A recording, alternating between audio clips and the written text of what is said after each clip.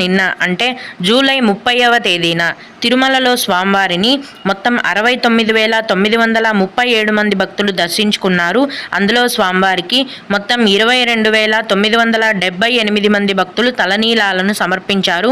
నిన్నటి రోజున తిరుమలలో శ్రీవారి హుండీ యొక్క ఆదాయం అనేది 4,58,00,000 రూపాయలు.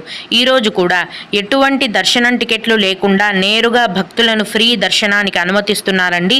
ఇలా టికెట్స్ లేకుండా నేరుగా వెళ్ళే ఫ్రీ దర్శనానికి మొత్తం 8 గంటల సమయం అనేది పడుతోంది. అలాగే తిరుపతిలో ఇచ్చే సర్వదర్శనం టికెట్లను తీసుకొని దర్శనానికి వెళ్లే భక్తులకు దర్శనానికి 4 గంటల సమయం పడుతోంది. 300 రూపాయల దర్శనం టికెట్లు కలిగి ఉన్న భక్తులకు మరియు 500 రూపాయల దర్శనం టికెట్లు కలిగి ఉన్న భక్తులకు దర్శనానికి 3 గంటల సమయం అనేది పడుతోంది. ఈ రోజు కూడా చిన్నపిల్లల సుపదం ఇన్ఫాంట్ దర్శనం అనేది ఉందండి. ప్రస్తుతం సుపదం ఇన్ఫాంట్ దర్శనానికి